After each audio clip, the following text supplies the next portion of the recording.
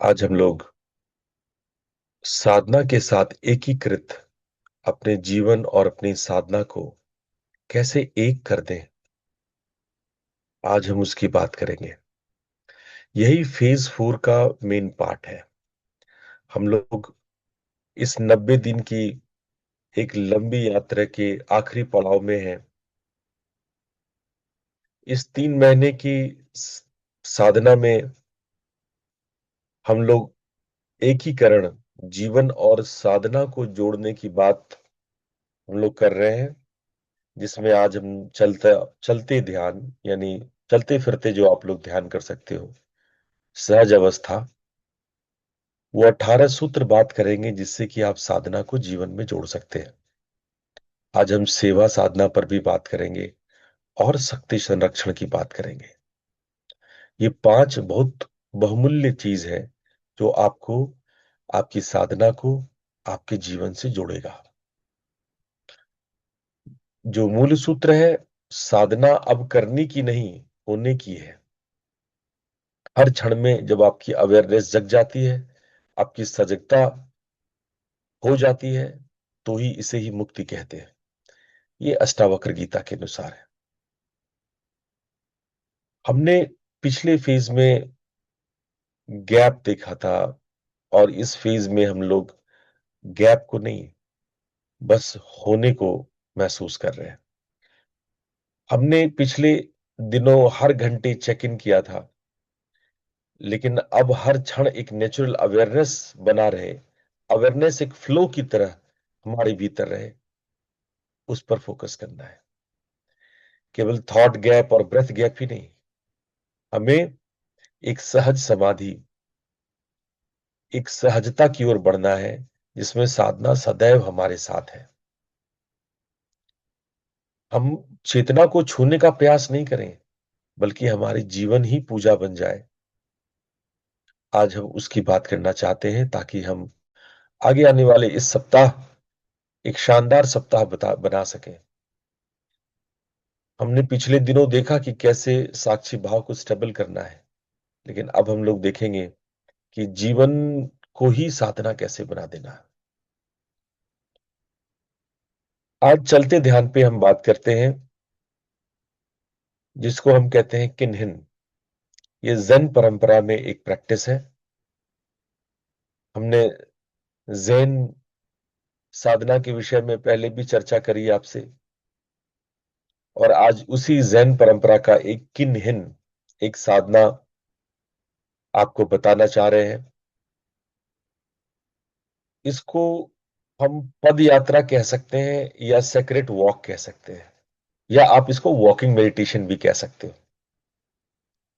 जिसमें आप चलते हुए हर कदम पर परमात्मा का ध्यान करते हो।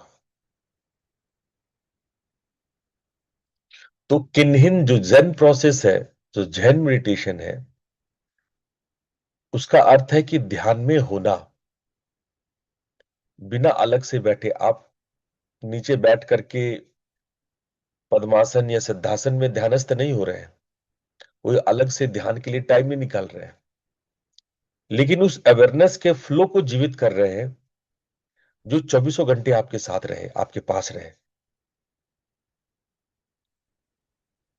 तो उसके लिए क्या करना है, कैसे करना है, आज हम आपको बताने वाले हैं। पहली बात है इंटीग्रेशन। जो हमने पिछले दिनों सीखा ध्यान को, ठीक है, आपको एक समय निकालना होगा, 20 मिनट का, आधे घंटे का। जो नामदानी है वो बिंदु ध्यान, नाद साधना और सुमिरन करते ही है, जो उनकी फॉर्मल प्रैक्टिस है। लेकिन अब इनफॉर्मल प्रैक्टिस में उतरते हैं, और जो फॉर्मल के साथ साथ करेंगे। फॉर्मल तो अपना जो बैठ की ध्यान करते हैं वो बैठ की ध्यान करेंगे, अब चलते ध्यान भी करेंगे। बैठ की ध्यान के साथ साथ चलते ध्यान भी। चलते ध्यान मतलब हर पल आप अपनी सजगता को बनाए रखें। जब दाएं कदम बढ़ा रहे हैं तो दाएं कदम का ध्यान रखें। आप मॉर्निंग में वॉक में शुरू कर सकते हैं ये प्रैक्टिस। बाएं कदम बढ़ा रहे हैं तो बाएं का ध्यान करें, है ना। तो जब पैरों से काम ले रहे हैं तो ध्यान पैरों पर रखें, और देखें कि पैर कैसे मुड़ रहा है, पैर कौन सा आगे बढ़ रहा है, पैर कौन सा, जिस भी पैर में हरकत आ रहा पूरा ध्यान उसी पैर पे डाल दें।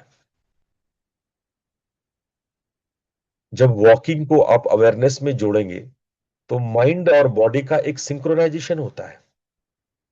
देखो, सबसे बड़ी प्रॉब्लम है आज की डेट में कि हमारी बॉडी और माइंड सिंक्रोनाइज नहीं है। आपकी शरीर कुछ कर रहा है, मन कुछ और सोच रहा है। बॉडी और माइंड में कोई आपस में सीक्वेंस नहीं है, लेना देना नहीं हो रहा। आप थॉट में जाकर के कुछ भी कर रहे हो, ब्रश कर रहे हो, नहा रहे हो, कुछ भी कर रहे हो, आपके थॉट में कुछ और चल रहा है। पढ़ रहे हैं तो दिमाग कहीं और है, सुन रहे हैं तो दिमाग कहीं और है। माइंड और बॉडी का सिंक्रोनाइजेशन नहीं है। तो देखो, यहां पर जो हम फोकस करना चाहते हैं वो सिंक्रोनाइजेशन जो आपकी शरीर और मन का होना चाहिए। आप जब वॉकिंग कर रहे हैं तो आपका ध्यान पैरों पर होना चाहिए, क्योंकि पैर हरकत में है। और जब हम बॉडी माइंड का सिंक्रोनाइज करते हैं तो आपका लेफ्ट ब्रेन और राइट ब्रेन, ये दोनों का इंटीग्रेशन प्रॉपर होता है, प्रॉपर, ये दोनों बैलेंस्ड होते हैं। और आपकी ब्रेन से गामा और अल्फा वेव्स दोनों एक साथ निकलते हैं, जो कि बहुत उत्तम दशा है आपके जीवन के लिए और आपके लिए। प्रॉपर हार्मोन सेक्रेट होते हैं इस अवस्था में। जैसे पहले पुराने समय में ना लोग तीर्थ यात्रा करते थे, और आज की डेट में तीर्थ यात्रा पता है, वो आप लोग तीर्थ यात्रा नहीं करते हो, आप लोग घूमने जाते हो। चलो भाई, बद्री केदार चले घूमने के लिए, तो क्या करते हो भाई, गाड़ी किया गाड़ी। पहले लोग उसको पैदल, केदारनाथ पैदल, अब तो हेलीकॉप्टर हो गया, लोग हेलीकॉप्टर से चले जाते हैं। तो आपको तीर्थ यात्रा का लाभ नहीं मिलेगा। तीर्थ यात्रा का लाभ था जब आपका बॉडी और माइंड सिंक्रोनाइज्ड होता था। पहले लोग वैष्णो देवी एकदम पैदल चढ़ाई करते थे, अब तो सारी सुविधाएं हो गई हैं, उड़न खटोला बन गया, आप उड़ते हुए पहुंच जाते हो। हर कदम पर हम वैष्णो देवी जाते थे तो देवी को नमस्कार करते थे, जयकारे लगाते थे। अगर हमारे बीच में कोई जयकारे लगा करके वैष्णो देवी चढ़ा हो तो वो जरा एक बार यस नो बता दे, किसने चढ़ाई किया हो। आपके बीच में से कोई है जो वैष्णो देवी पैदल यात्रा किया हो, या बद्री केदार, कोई तीर्थ जिसने पैदल यात्रा की हो, आप में से कोई है?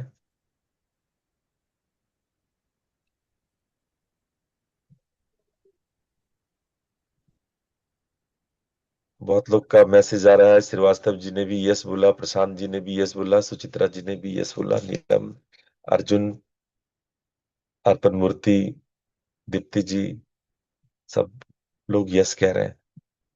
तो आप में से कोई अपना अनुभव शेयर करना चाहेगा कि देखो, पैदल चलने का आनंद, हम मानते हैं थकान हुई होगी, लेकिन तीर्थ यात्रा और पैदल चलना, ये दोनों कैसा रहा? आप में से कोई बोलना चाहेगा? प्लीज अनम्यूट करके आप बोल सकते हैं।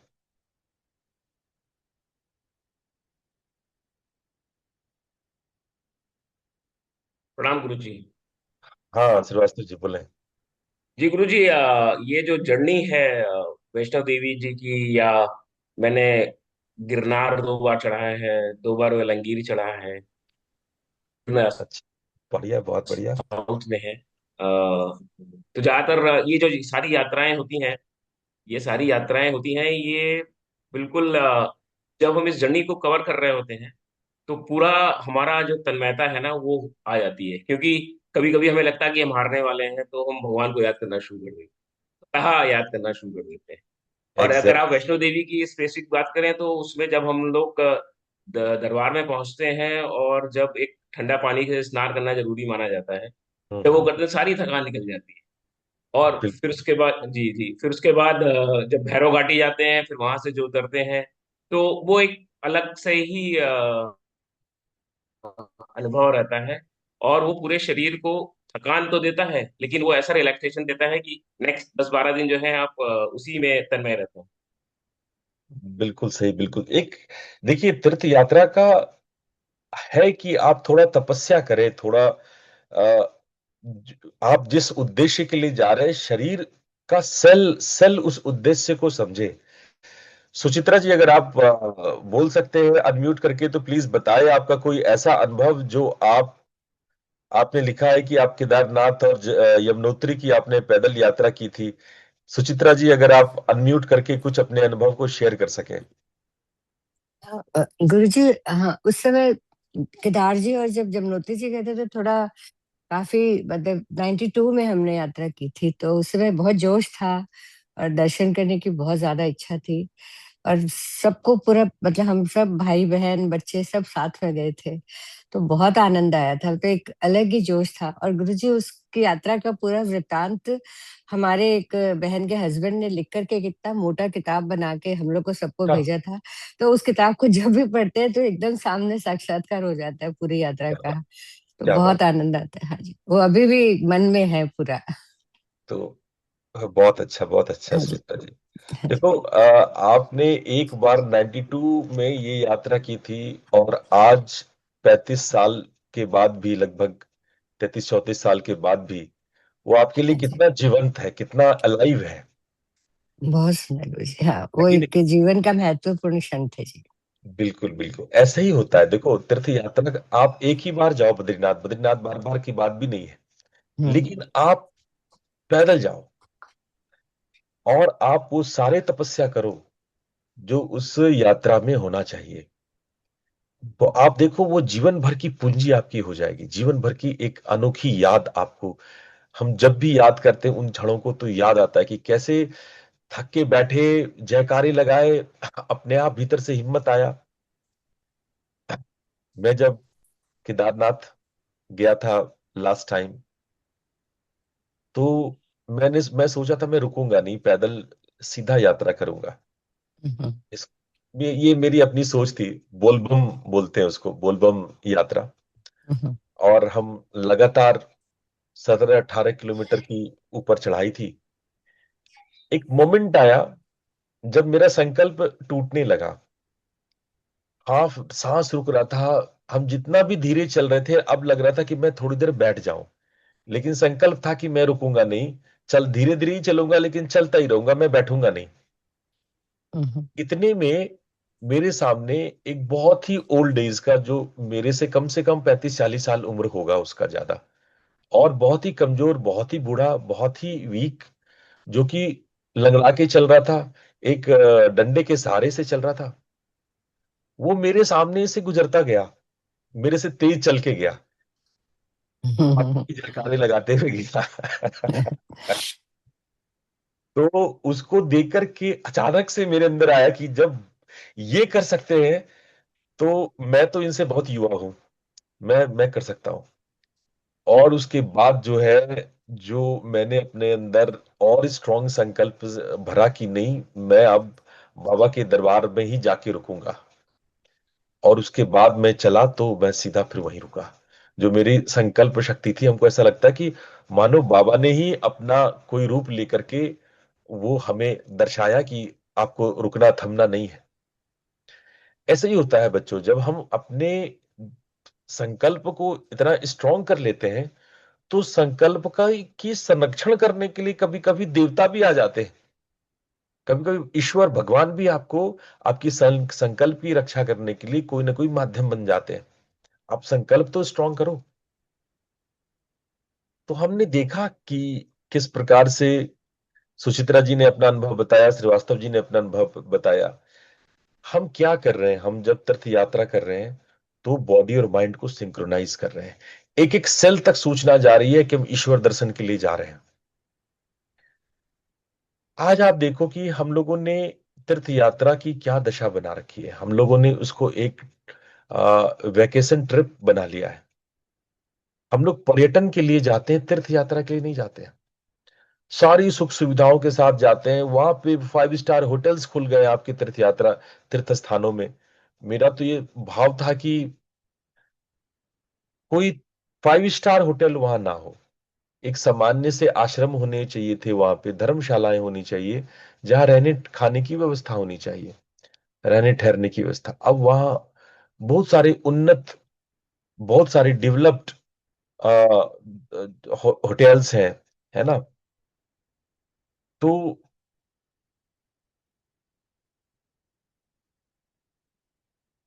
हाँ, श्रीनिवास जी छेदू गए थे, हाँ, मुझे मुझे मालूम है कि आपकी छेदू यात्रा थी। अल्मोड़ा का वो बहुत गोपनीय और रहस्यमयी पर्वत है, जिसको सिद्ध पर्वत या छेदू पर्वत कहते हैं।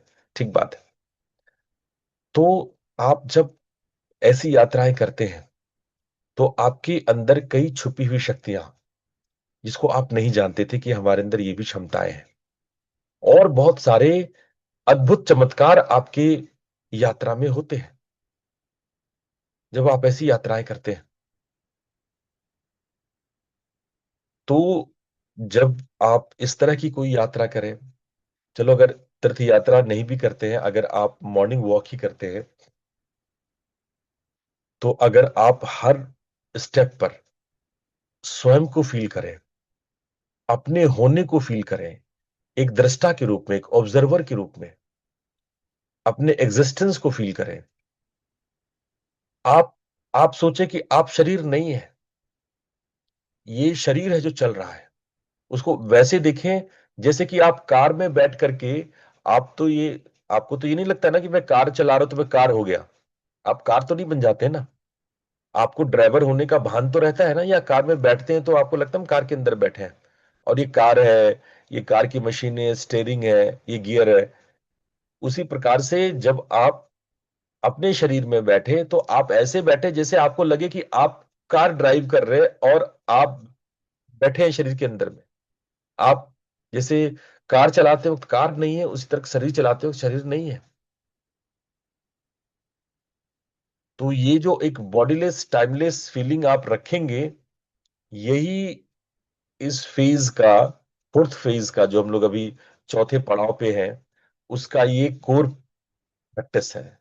ये मेन यही है। और इसी को हम कहीं ना कहीं किन्हिन कहते हैं।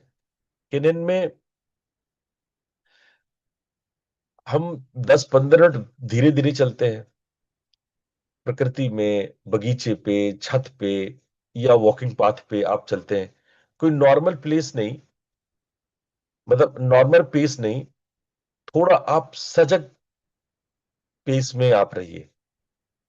मतलब आपका जो मूवमेंट है वो बेहोशी की तरह चलना ना रहे, लेकिन आप हमेशा होश में चलें। अपने कदमों को मंत्र से जोड़ें। कोई भी मंत्र कर सकते हैं। आप नाम मंत्र को जोड़ सकते हैं, एक एक नाम को एक एक कदम के साथ जोड़ सकते हैं। ओम है, नमः है। कोई इष्ट मानते हो तो इष्ट को याद कर लो। अरे कुछ नहीं तो right foot left foot, right foot left foot बोल लो, है ना। या राइट चलो, लेफ्ट चलो तो मैं, और राइट चलो तो हूं, मैं हूं, आई एम, अहम इदम, कोई भी शब्द ले लो। उसके बाद स्टेप 3 है, जब मंत्र को भी जोड़ लिया, तो ब्रेथ, स्टेप और अवेयरनेस, ये तीनों एक साथ फील करें। इस awareness of what, awareness of your senses. आप आवाजें सुन रहे हैं, टच को फील कर रहे हैं, ठीक है। ब्रेथ, आप श्वास, आपका स्टेप और आपका अवेयरनेस। और स्टेप 4 में आपको करना है कि आपको अपने आप को गहरे से अनुभव करना है। जैसे मैंने कार ड्राइवर और कार का एग्जाम्पल लिया, हर कदम पर एक ऑब्जर्वर है। उस ऑब्जर्वर के होने का भाव बना रहे, सजगता बना रहे। आप ये किन्हीं कहीं भी कर सकते हैं दिन भर। जैसे ऑफिस में है, आप कॉरिडोर में हैं, आप सीढ़ियों में चढ़ते उतरते हैं, आप लिफ्ट में आते जाते हैं, हर सीढ़ी पे आप मंत्र कीजिए। आप फोन उठाने से पहले किन्हीं ब्रेक ले सकते हैं, फोन रखने के बाद किन्हीं ब्रेक रख सकते हैं। आप कोई काम शुरू करने से पहले किन्हीं ब्रेक ले सकते हैं। आप उठ करके अपना टिफिन खोलते हैं, ऑफिस में टिफिन निकालते हैं, उस दौरान आप अवेयर हो सकते हैं। हर कदम को अपने इष्ट को, अपने गुरु को, मां को, भगवती को अर्पण करने की भाव रखो। भोजन करते हैं तो हाथ जोड़कर पहले मां को अर्पण करो कि मां, ये भोजन आपको अर्पण है, उसका प्रसाद हम खाएंगे। आप साधना कर रहे हैं, उस साधना के बीचों बीच भी आप किन्हिन कर सकते हैं। बैठे किन्हिन बीच में आप अपने आप को सजग कर सकते हैं, क्या मैं क्या कर रहा हूं, सुमिरन ठीक से कर रहा हूं कि नहीं, भजन ठीक से कर रहा हूं कि नहीं। घर में घूमते हुए जो आप कमरे से इधर कमरे जाते हैं, फोन पे, और फोन में भी हम अक्सर कहते हैं कि जब आप फोन किया करो तो टहलते हुए फोन किया करो, बैठे बैठे फोन मत किया करो। अगर पॉसिबल है, आपको मोबाइल पे बात करनी है, तो आप कॉरिडोर में वॉक करते हुए आ जाओ, बालकनी में वॉक करते हुए आ जाओ, नीचे टहलते हुए आ जाओ, छत पे टहलते हुए चले जाओ, बेडरूम में जहां भी हो वहां पे थोड़ा वॉक करो, और हर कदम पे किन्हिन करो। जब किन्हिन करोगे तो आपके अंदर की बेहोशी टूटेगी, तमस टूटेगा। देखो, जीवन का 5 ऐसा क्षेत्र है जिसको आप साधना बना सकते हो। जैसे भोजन, भोजन को पूजा बना सकते हो। भोजन करने से पहले, मां, ये तुम्हारा प्रसाद है, मैं तुम्हें अर्पण करता हूं, और तुम्हारा प्रसाद, तुम्हारा जूठन मैं खाऊंगा, तुम्हारा छोड़ा हुआ खाना मैं खाऊंगा। मां को अर्पित करते, भाव करते हुए तुम वो खाओ। खाना खा रहे हो तो चबाने पे ध्यान दो, जीभ के दांत के मूवमेंट्स पर ध्यान दो। उस स्वाद को देवी का प्रसाद मानो। उस स्वाद में लालच, लुलुपता मत लाओ। उस स्वाद को देवी की शक्ति मानो, और पूरी विनम्रता से, पूरे ग्रेटिट्यूड से, पूरी कृतज्ञता से जब भी खाना खाओ, तो खाना बनाने वाले जिन्होंने भी कुक किया है, और वो किसान जिन्होंने अपने खेत पर ये उगाया है, उन सब के प्रति ग्रेटिट्यूड होना चाहिए आपके मन में। दूसरा है काम। जो भी काम आप करते हो, उसको सेवा की तरह लो। हर टास्क, जो भी काम आप करते हो, मां, मैं तुम्हारी ही सेवा कर रहा हूं। मैं फॉर्म भर रहा हूं, मां, मैं तुम्हारी ही सेवा कर रहा हूं। कोई भी आप काम करें तो ऐसा लगे कि आप मां की सेवा कर रहे हैं। अपने डेडलाइंस के प्रति अवेयर रहो। ये नहीं कि 24th आवर में सारे काम कर रहे हैं, लास्ट आवर में आप सारे काम कर रहे हैं। आपको क्या आउटपुट देना है, इस पर नहीं सोचना है। आपकी क्वालिटी कितनी है, आप कितने प्रेजेंट रहे उस मोमेंट में, वो काम करते वक्त आप कितने मौजूद रहे, कितने फोकस्ड रहे, वो इंपॉर्टेंट है। काम का नतीजा क्या हुआ, ये इंपॉर्टेंट नहीं है। आपका बेस्ट एफर्ट ही भक्ति है। योगा कर्मशु कौशलम। योगा कर्मशु कौशलम। जब आप कुशलता पूर्वक कर्म करते हैं, यही योग है।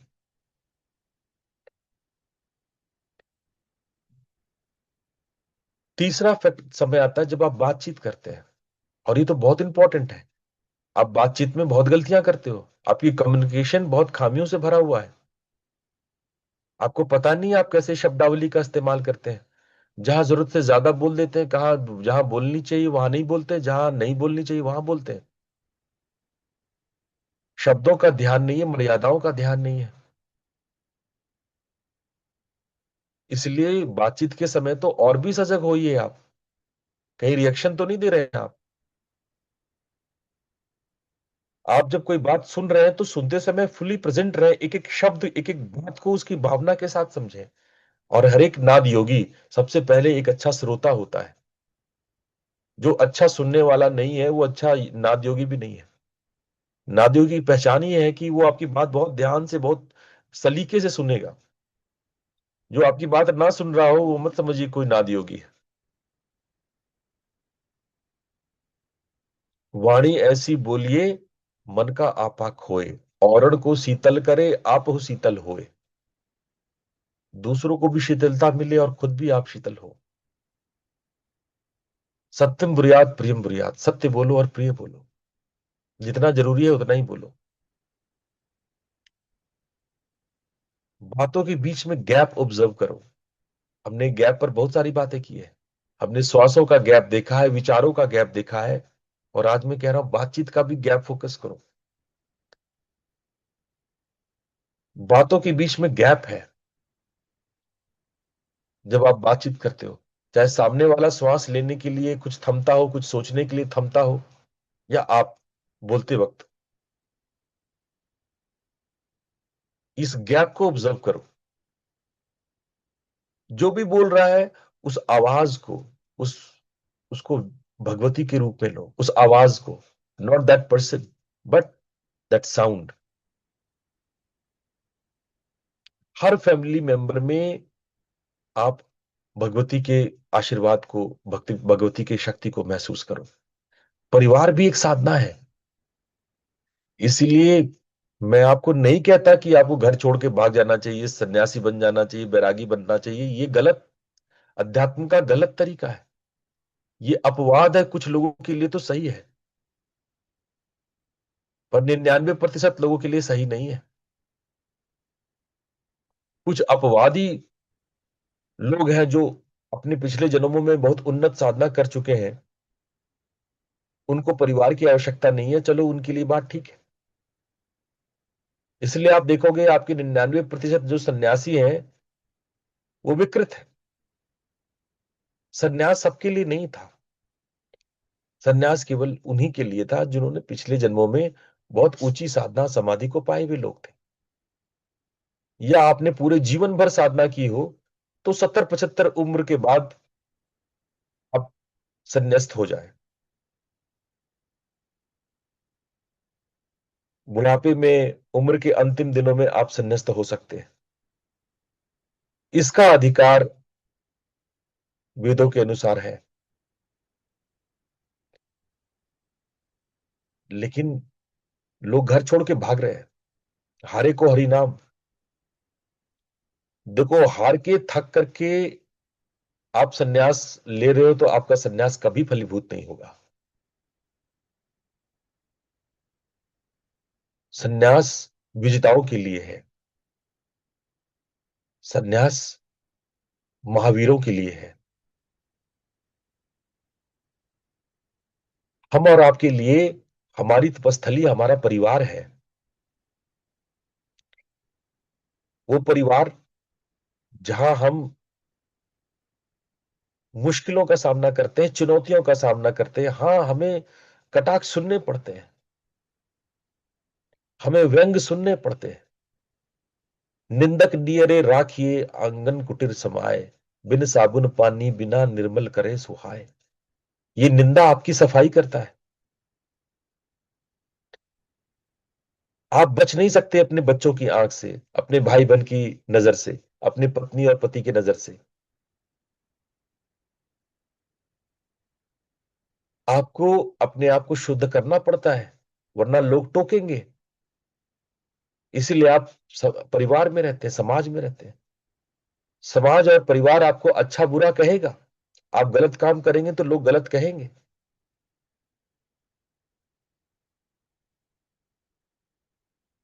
उनके बीच में आपको रह करके साधना करनी है, ताकि आप अच्छी क्वालिटीज को डेवलप कर सकें।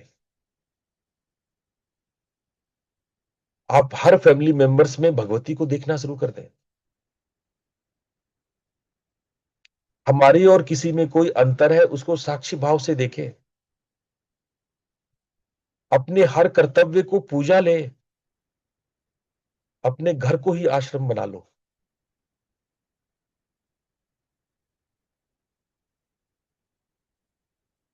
और पांचवा सबसे इंपॉर्टेंट जो जीवन का पांचवा क्षेत्र है, आपका विश्राम, आपका रेस्ट करना। जब आप सोते,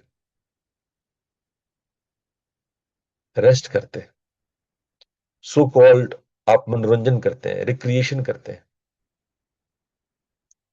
ये भी आप बेहोशी में ना करें। रेस्ट करते हुए भी अवेयर रहे। यदि आप टीवी देख रहे हैं, रील्स देख रहे हैं, यूट्यूब देख रहे हैं, तो उस गैप को ऑब्जर्व करो। बेहतर है कि आप डिजिटल मीडिया से दूर आप नेचर में रहें, पेड़ों को देखें, नदियों को देखें, चिड़ियों की आवाजें सुने। बड़ी साधना है।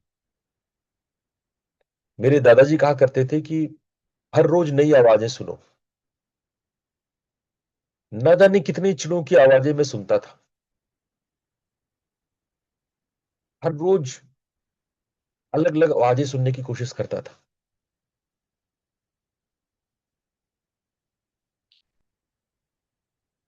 चारों ओर प्रकृति में बहुत कुछ हो रहा है, आप सजग होइए।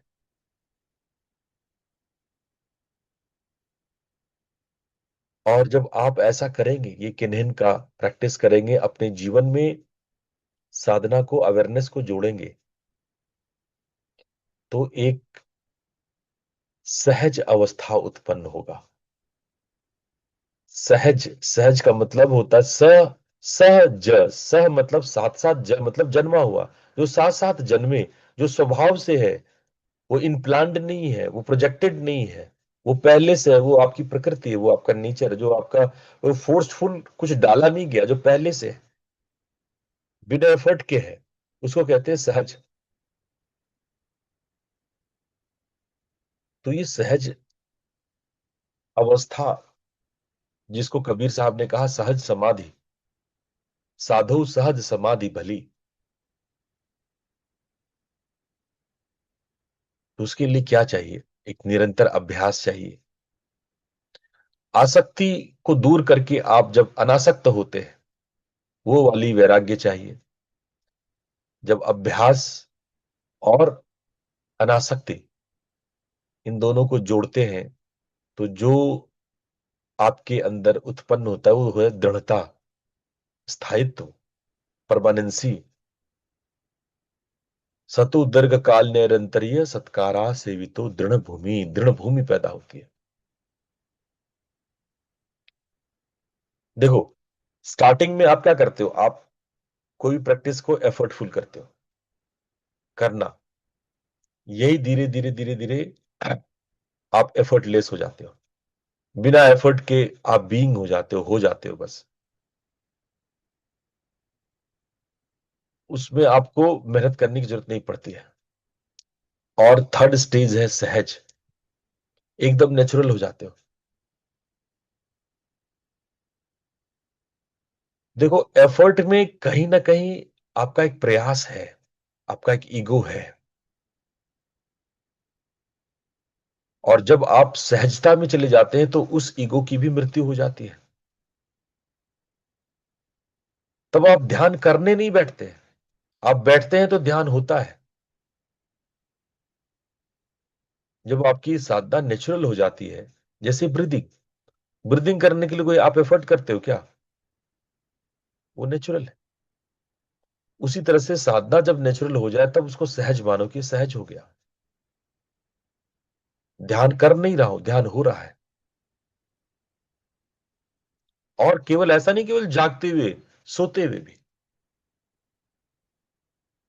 इस सहज अवस्था के लिए आपको 18 सूत्र जो मैं आपको बता रहा हूं, बड़े ध्यान से सुनिए, इसको नोट डाउन कीजिए, पेन कॉपी उठाइए और इसको लिखिए। हम लोगों ने अपनी कहानी नवरात्रि से शुरू की थी, याद कीजिए। चैत्र नवरात्रि से हम लोग की ये यात्रा शुरू हुई है।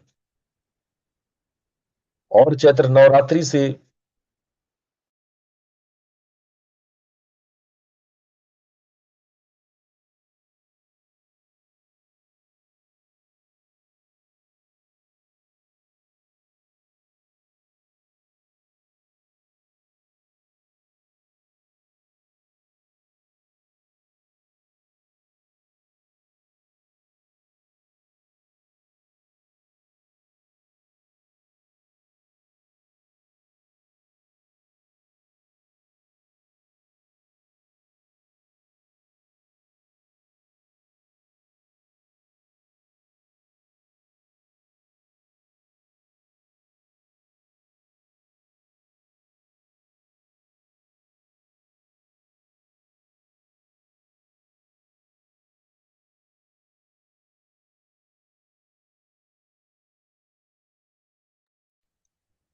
डिस्कनेक्ट हो गया।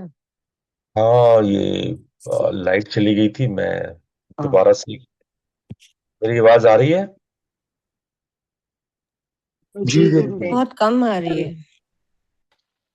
अच्छा, एक नहीं, मिनट। ठीक आ रही है हमें तो। अभी आ रही है आवाज? जी गुरु जी, ठीक है, आ रही है। आप ये पीपीटी देख पा रहे हैं? आवाज कम आ रही है गुरुजी। देख रहे हैं। सबको कम आ रही है या केवल आपको ही कम आ रही है? चेक कर लीजिए। नहीं, ठीक आ रही है गुरुजी हमें तो। मुझे तो ठीक आ कम आ रही रही है, है। ठीक आ रही है। एक ठीक आ रही है। अच्छा अच्छा, आवाज ठीक आ रही। और ये पीपीटी दिख रहा है सबको? जी गुरुजी। हाँ ठीक आ रही है गुरुजी। ठीक है, वेरी गुड। तो मैं आप लोग से ये कह रहा था कि ये 18 सूत्र है। हमने शुरुआत की थी चैत्र नवरात्रि से अपनी ये शिविर, ये यात्रा। 90 दिन का हमने अनुष्ठान व्रत ठाना था कि हम लोग सत्संग सुनेंगे और सत्संग को अपने जीवन में लाने की कोशिश करेंगे। 70 से ज्यादा मेरे क्लासेस हो चुके हैं। नवरात्रि से कंटिन्यूस हमने बहुत अलग अलग बातें करी, अलग अलग स्टेप बाय स्टेप आप लोग को आगे बढ़ाते गए। साधना का रूप बदला, साधना का विधि बदला, लेकिन वो शक्ति रुकी नहीं, उसका रूपांतरण जारी है। तो आप इस बात को ख्याल रखें कि साधना के विधि बदल सकते हैं, तरीके बदल सकते हैं, लेकिन जो वो उत्साह, उमंग, तरंग के साथ आप फोकस होते हैं, एकाग्र होते हैं, वो बनाए रखें। नित्य जो आपका जप है, जो नामदानी है, वो सुमिरन करें। जिनको जो दीक्षा मिला है वो करें। जिनको नहीं मिला है ओम नमः शिवाय तो जाप कर ही सकते हैं, या जो अपने आपके इष्ट हैं उनके मंत्र को आप जाप करें। आप निरंतरता का नियम जो मैंने आपको बोला था कि 20 मिनट डेली और 2 घंटे वीकली, है ना, ये आपको एक रेगुलरिटी के लिए बहुत इंपॉर्टेंट है। ब्रह्म मुहूर्त में उठने की बात मैंने की थी कि 4 बजे उठ करके साधना। ये 4 बजे से 6 बजे का समय है, ये सबसे शक्तिशाली समय। 6 से 7 तो मेरा सत्संग रहता है, तो वैसे 4 से 7 ब्रह्म मुहूर्त कहलाता है। 4 बजे उठना चाहिए। फिर हमने आपको बताया था श्वास के प्रति जागरूकता। दिन में कई बार आपको 30 सेकंड लगेगा, 1 मिनट लगेगा। पहले तो मैंने आपको टाइम दिया था 7 बजे, 11 बजे, 3 बजे, फिर अगला 7 बजे इवनिंग। ये 3-4 टाइम में आप 1 मिनट के लिए अवेयरनेस की प्रैक्टिस करें। फिर जब आप आगे अगले फेज में गए, दूसरे तीसरे फेज में, मैंने कहा हर घंटे जब भी मिनट की सुई बारह पे जाए, मिनट की सुई बारह पे जाते ही 1 मिनट के लिए आप अवेयरनेस की प्रैक्टिस कर लो। और इस फेज में हम आपको बता रहे हैं कि हर मोमेंट आप अवेयर हो जाओ। अब प्रयत्न करके, घड़ी देख के, अलार्म करके करने की जरूरत नहीं, जीवन का वो हिस्सा बन जाए। हमने आहार शुद्धि की बात की थी कि सात्विक भोजन कैसे मन को शांत करता है।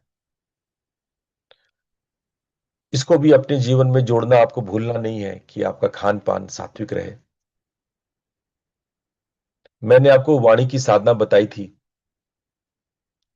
कम बोलो, कम खाओ, गम खाओ और कम सो, है ना। तो बहुत बातूनी नहीं बनना है, जितना आवश्यक है उतना बोलना, सत्य बोलना और मधुर बोलना। वाणी जो ऊर्जा का सबसे इंपॉर्टेंट माध्यम है, और जो गॉसिप, जो गप्पे मारते रहते हो बैठ करके, अनावश्यक बातें करते रहते हो, ये शक्ति का सबसे बड़ा लीक है। ऊर्जा संरक्षण पर मैंने बहुत सारे लेक्चर दिए हैं। आपका जो प्रमाद है, व्यर्थ की क्रियाएं हैं, अनावश्यक बहस है, ये आपके ऊर्जा को बहा देता है। अपने सोशल मीडिया को लिमिट करें, अपने अटेंशन को बढ़ाएं, ताकि अपने एनर्जी को आप बुद्धिमानी से खर्च कर सकें, वाइजली इन्वेस्ट कर सकें। अनलिमिटेड एनर्जी का आपको ना पता है, ना आपके भीतर आप अभी ला सकते हैं। बड़ी लिमिटेड एनर्जी आपके पास है, बड़ा सोच समझ करके उसको खर्च करें।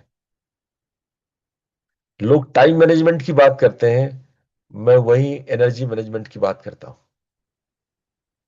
आप एनर्जी मैनेजमेंट पे फोकस करें।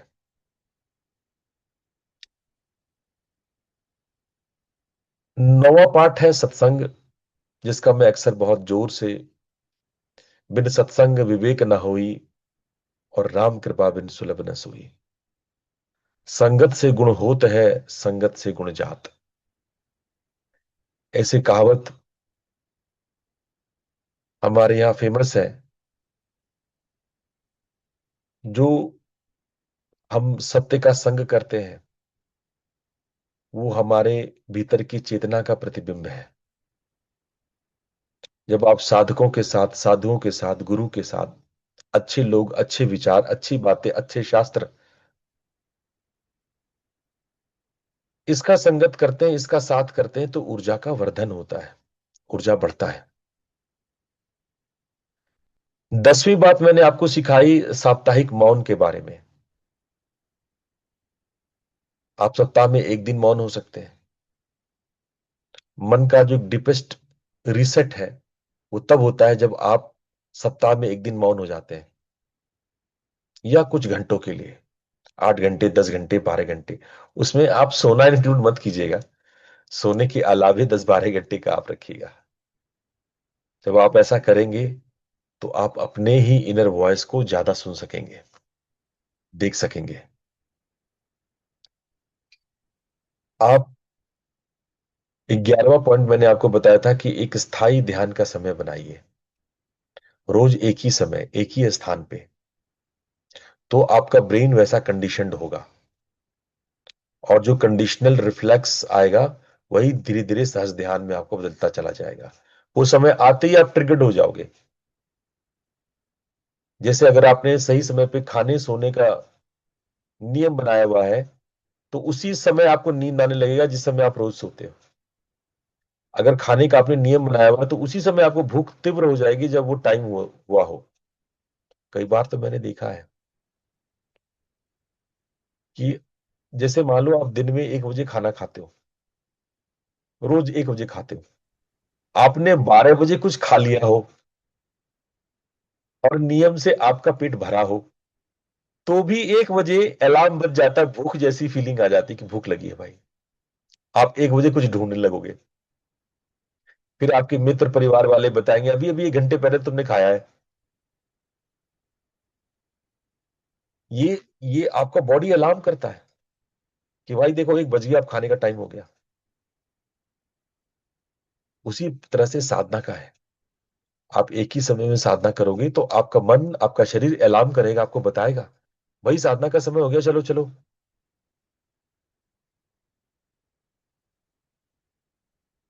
12वीं बात मैंने आपको बताई साक्षी भाव के विषय में।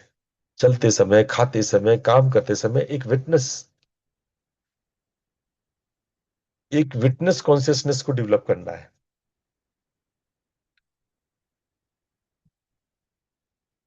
13वां सूत्र मैंने आप लोग को बताया था सेवा का, कि निस्वार्थ भाव से सेवा करो। अहंकार सेवा गलत है।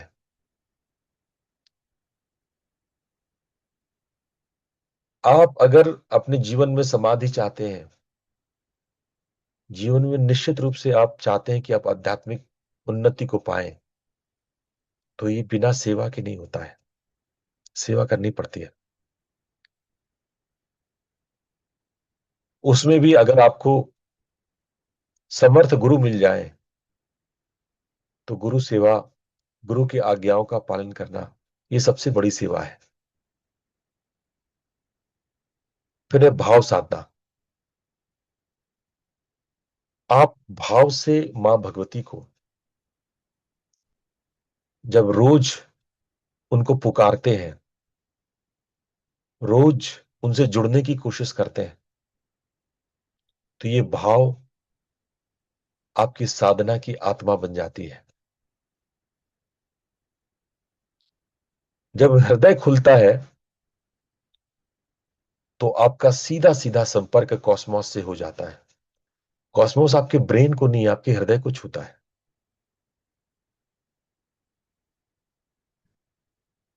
पांचवी बात, 15वीं बात मैंने आपको बताई, शक्ति को संभालना। जो आपके भीतर जो दैवीय शक्तियां हैं, जो दैवीय गुण है, या कोई अनुभव हुआ है, उसका दिखावा मत करना। एक मेच्योरिटी लाओ, जो एक साधक की पहचान है। आपके जो इनर एक्सपीरियंस है वो आपकी निजी है, गुरु और ईश्वर के अलावे कभी किसी से शेयर मत करो, ये नितांत प्राइवेट है। इसके बाद मैंने आपको बताई ग्राउंडिंग की बात। ये मैंने सिखाया कि आप कैसे अपने आप को ग्राउंडिंग करते हैं। आप नंगे पैर घास में वॉक करते हैं, वृक्ष को, ट्रीज को हग करते हैं, आप पानी के अंदर थोड़ी देर के लिए शरीर को छोड़ देते हैं। ये अभ्यास वही लोग करें जिनको स्विमिंग आती हो, और स्विमिंग ना भी आती हो तो भी एक बात आप करना, आप धीरे से पानी में जाकर शरीर को ढीला छोड़ दो कुछ समय के लिए, डरो मत। पानी नहीं चाहती है कि आपको डुबाना, जब तक आप नहीं डूबना चाहोगे पानी नहीं डुबाती आपको।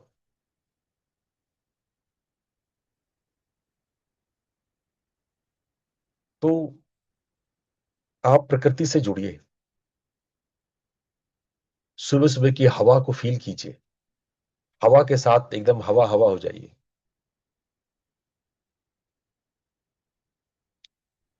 माँ, पृथ्वी माँ की ग्रेविटेशन को फील कीजिए। जब बैठिए तो आपको लगे कि हम माँ के गोद में बैठे हैं, सोने जाइए तो लगे कि हम माँ के गोद में सो रहे हैं। उस पृथ्वी की इस गुरुत्वाकर्षण को फील कीजिए, माँ के रूप में, माँ के ममत्व के रूप में, गोद के रूप में। माँ का ममत्व वो गुरुत्वाकर्षण ही है, पृथ्वी का वो ममता है, वो ममत्व है। 17वीं बात जो आपको मैंने सिखाई वो जर्नलिंग करने के लिए और डायरी लिखने की बात मैंने की, कि आज क्या अनुभव हुआ, कैसे हुआ, कुछ ग्रेटिट्यूड की बातें, कुछ कृतज्ञता की बातें, कुछ सेल्फ अवेयरनेस की बातें, कुछ फोकस की बातें, कुछ नई बात जो आपने जानी सीखी है, जो आपने सत्संग में सीखा जाना है। इन सब को अगर आप रोज लिखते हैं तो ये रिफ्लेक्शन आपकी डीपेस्ट टीचिंग है। और अंतिम बात, जो 18वां सूत्र है, वो है गुरु से जुड़े। गुरु बिन ज्ञान न होए। स्वयं से कई बार आप भटक जाते हैं, सुधार के रास्ते में रोड़े आ जाते हैं। कोई होना चाहिए जो बार बार आपको चिताए, बार बार आपको थपकी दे, बार बार आपको याद दिलाए, जब तक आप होश में नहीं आ जाते। और वो है गुरु। किताबें भी आप अपनी स्वेच्छा से पढ़ेंगे, जब आपका मूड होगा तब आप किताबें उठाएंगे, गुरु ग्रंथ उठाएंगे, गीता उठाएंगे। लेकिन गुरु आपकी अनिच्छा से भी आपके साथ है। रोज सत्संग में हूं, हम जानते हैं बहुतों का मन, जिनकी आदतें बन गई वो तो ठीक है, जो 6 बजे उठ करके रोज मेरे सामने है उनकी ठीक है। लेकिन बहुतों के लिए संघर्ष होगा, बड़ी मेहनत होगी। और यही गुरुता है, यही गुरु प्रेम है। जब आप त्याग करते हो, जब अपने सुख का, अपनी नींद का, और गुरु का संग पाते हो, सत्संग होता है, और जब गुरु का आशीर्वाद मिलता है तो ही आप सहज हो पाते हो। याद रखना, ये सहजता की कोई प्रैक्टिस नहीं होती है, ये रिजल्ट है, और जो बिना गुरु के अनुग्रह के संभव नहीं है। इनमें से भी 3 बहुत महत्वपूर्ण सूत्र हैं। जो 18 सूत्र मैंने आपको बताए, उनमें से 3 सूत्र, तीसरा नंबर का, 7वां नंबर का और 13वां नंबर का, निरंतरता का नियम, जो आपकी रेगुलरिटी और सिंसियरिटी का नियम है, जो आप जो भी प्रैक्टिस कर रहे हो, जब आप उस पर रेगुलर होते हो और सिंसियर होते हो,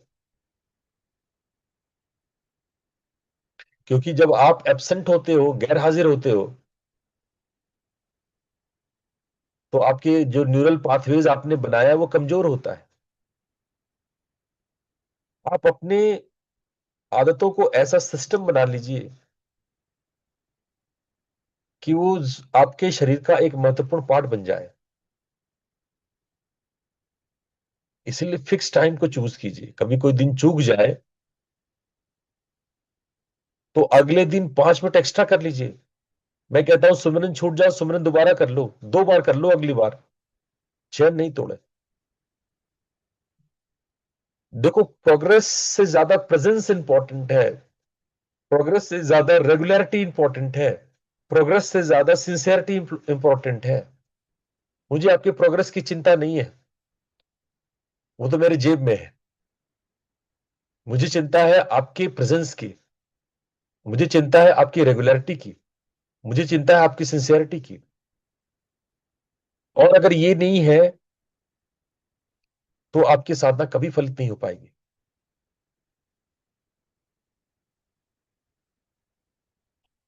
दूसरा है, 7वां, जो मैंने आपको बताया, वाणी की साधना, आपका व्यवहार तोल मोल करके बोलिए।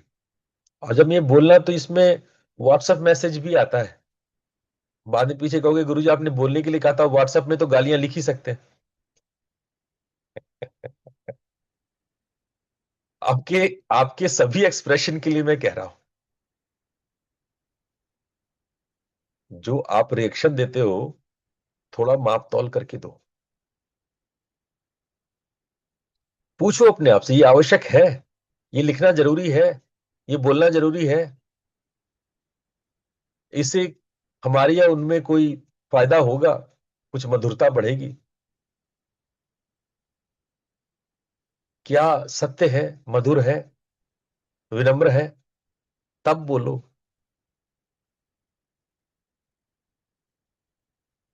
और जान लो, अगर आप बहसबाजी में उतरते हो, तर्क कुतर्क में उतरते हो, भले ही आप आर्गुमेंट में जीत जाओ, स्पिरिचुअली आप हार जाते हो।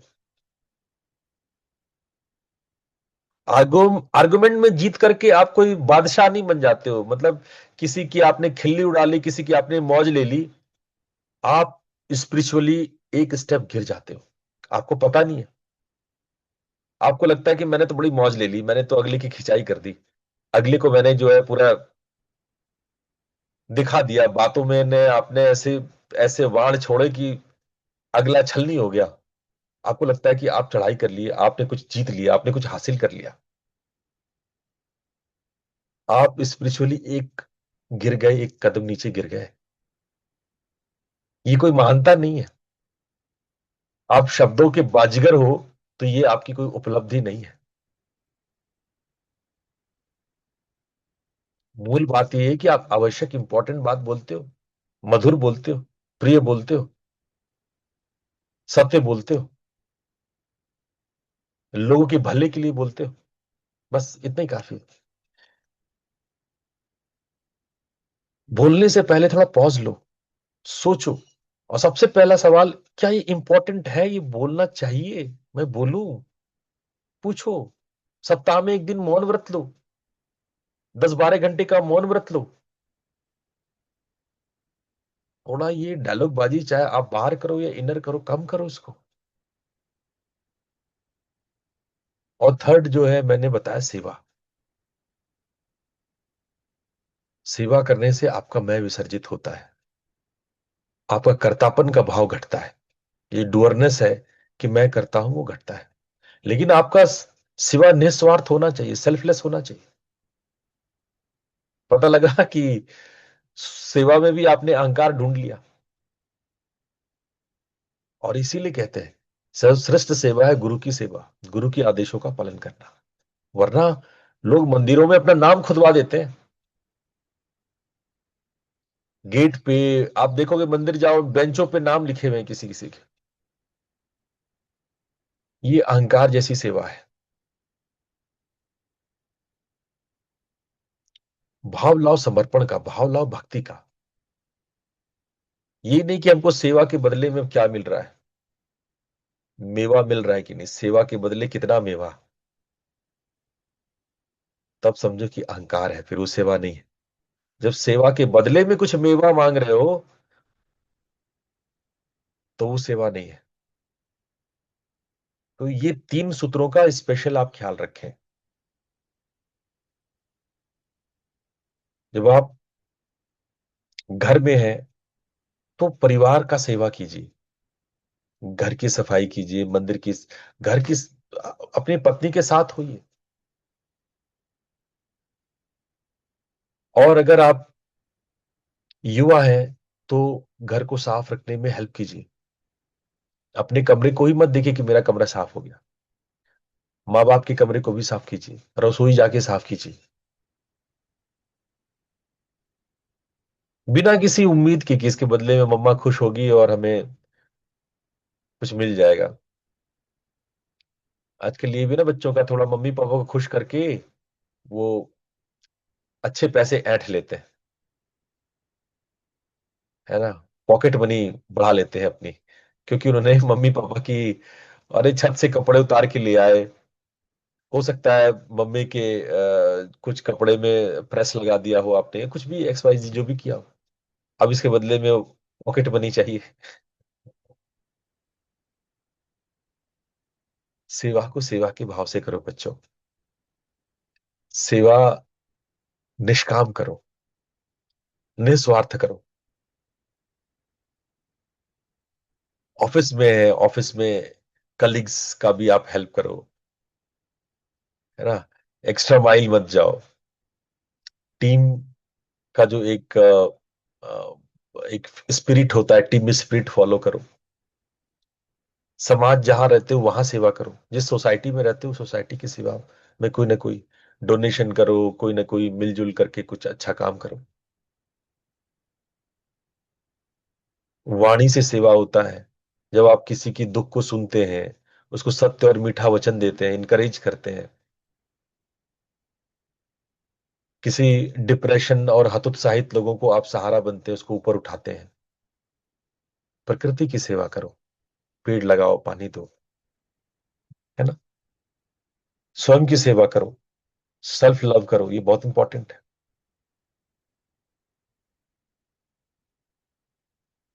तो वाणी की साधना, जिसको हम शक्ति संरक्षण करते हैं, माप तौल के बोलना, मौन का अभ्यास।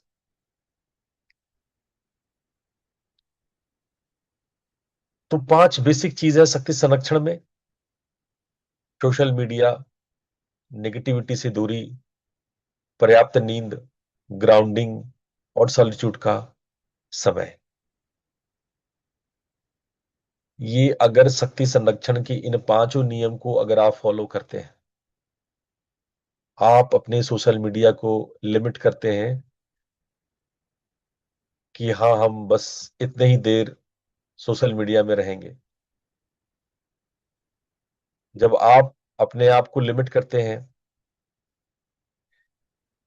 कि हम एकदम समाचार में घुसे ना रहे, समाचार तो रोज दुनिया नष्ट कर रहा है। तो ये न्यूज चैनल्स है ना, जो एनर्जी वेम्पायर हैं सब, जो आप रील्स स्क्रॉल करते रहते हो दिन रात, वो अटेंशन का ड्रेन सिस्टम है, अटेंशन को ड्रेन कर देता है। तो फोन को टूल बनाओ यार, डिस्ट्रैक्शन मत बनाओ। नेगेटिविटी से दूरी रखो, टॉक्सिक रिलेशन को लिमिट करो, नो कहना सीखो, किसी ड्रामा में शामिल मत हो। तो ड्रामेबाज बनने की जरूरत नहीं है। लोग बड़े खुश हो जाते हैं जब इसको कहते हैं बड़े ड्रामेबाज हो, बड़े नौटंकीबाज हो, ड्रामा क्वीन हो, बच्चे खुश हो जाते हैं। नहीं, ये कोई तारीफ नहीं है। कंप्लेन करने वाले से दूर रहो। आप पर्याप्त नींद लो। नींद जो है ना, ऊर्जा को रिप्लेनिशमेंट करता है। ठीक है, एक अच्छा नींद, मैं नींद पर फिर कभी क्लास लूंगा। मैं इस सप्ताह शायद नींद पर एक अलग से क्लास लूं। आप ग्राउंडिंग करो, जिसके बारे में अभी बताया था, नंगे पांव चलना, हग करना ट्रीज को।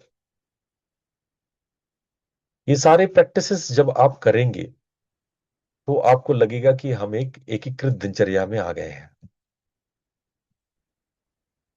इसकी डायरिया बना करके आप मुझे दे सकते हो कि हाँ ये चीजें हैं।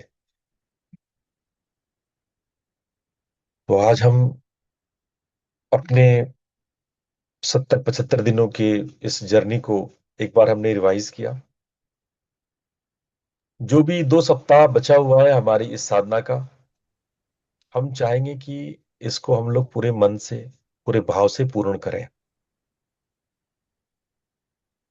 21 जून तक, इस योगा डे तक हम लोगों की ये पूरी हो जाएगी।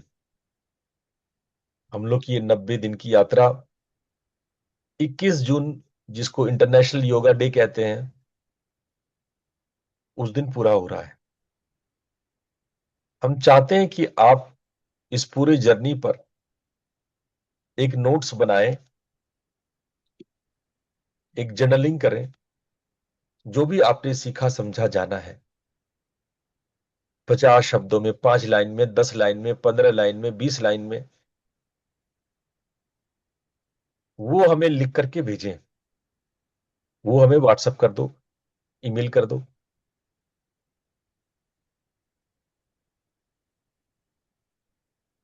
ये 21 तारीख लास्ट डेट है आप लोगों का। 21 तारीख तक हमारी ये सत्र चलेगी। तो 21 तारीख तक हम आपसे उम्मीद करते हैं कि आप लोगों का इस 90 दिन की इस लंबी यात्रा का जो भी अनुभव आपको रहा है, वो आप हमें भेजें।